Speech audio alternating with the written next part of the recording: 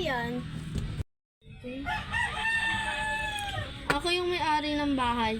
Kailangan nyo na magbayad kasi kung hindi kayo magbabayad, papalayasin na daw kayo, sabi ni Mami.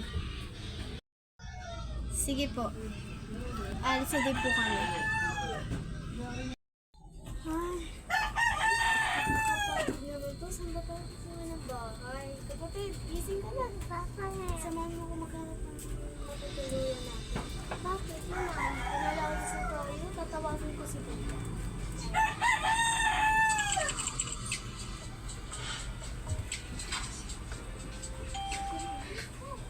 Hello, Kuya? Sabi po ng nakatira dito, Kuya, sa magbayad na daw po, Kuya. Ipinapaayos na kami. Hindi ka makakapagbayad. O sige po. Bye-bye, Kuya. Ate, saan tayo lilipat? Paano na yan? Sabi na. Hindi ko nga din alam eh. Pero tulungan mo na lang kasi may kaibigan ako na may sinabi na may bahay daw siyang abandonado na daw. Hindi na daw kasi nakatira doon yung papa niya tsaka mami. So tayo na lang talaga doon, ha? Ate, sa lumang bahay, ate. Baka may multo dyan. Tsaka, baka kasi may ibang multo. Nakakatakot. Baka may aswang dun. Go.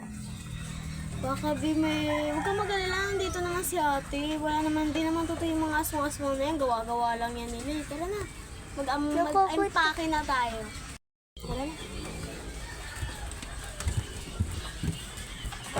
Best friend, dito ka natitira sa bahay namin, dito sa ano yung luma na bahay. Kasi wala na dito yung tatay ko and simula nung namatay na siya, ayun, wala na nakatira sa bahay na yun. Dito sa bago kong bahay, dito lang ako. Kung gusto mo para magkasahod ka, magtrabaho ka sa akin. Tapos yung bago niyang titirahan na bahay, yung bahay ng papa ko dati.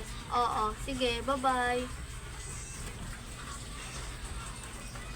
Galing umaktin eh. Sige, pupunta na kami dyan. Mag-empake lang kami. Basta bigyan mo ko ng konting papano para makabayad kami sa upa. Sige.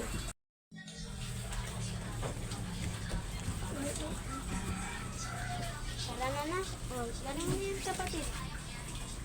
Kaya tayo titiro. Sumunod ka na lang kasi sasakay muna tayo ng bus. Isa tayo, tara na. Lock na natin yung pinto.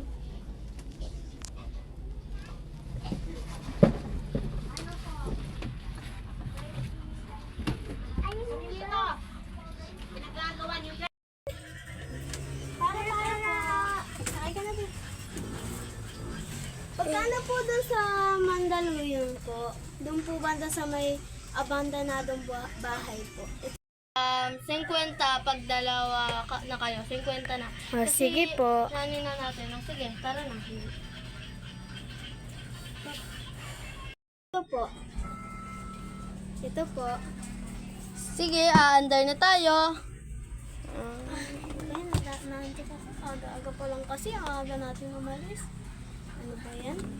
Ano ba kasi marites na yun?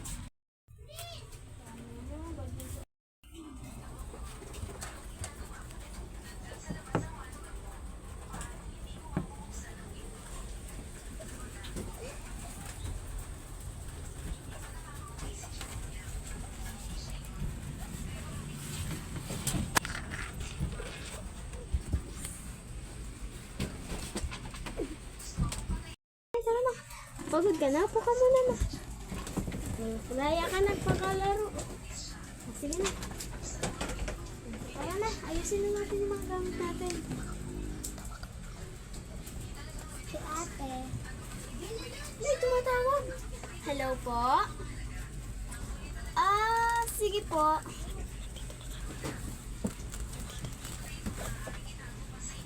Sige kaibigan. Ano na ako. Andito na kami. Hintay ka na lang namin. Yung kapatid ko, kabado dito. Nakatira daw kami. Abandonado na daw to. Natatakot na daw siya. Okay lang naman pala. Okay naman pala to eh. Pupunta na kayo? Andyan na ba kayo? Sige, pupunta na ako dyan. Hintayin niyo na ako. Okay. Okay, sige, bye-bye. Ito na ang paghahanda ng bago nating handaan, kapatid. May bago na tayong kakainin. Okay, sige. Nakakatakot naman yung kinakausap ni ate, parang creepy. Ano kaya sinasabi ng kapatid ko? Ano mga sinasabi mo? Hindi to abandonado. Nakatira dito ang papa niya at mama niya. Namatay lang sila dahil sa cancer, okay? Malinis to. Malinis. Okay? Ayaw ko po rito, nakakatakot. At saka, baka may multo rin dito eh. Kapatid, tayo umayo ka na dyan. Kakain tayo kasi magagabi na matutulog na din tayo dyan. Isapin mo yung bag ni Kuya. Ako na yung bag mo na.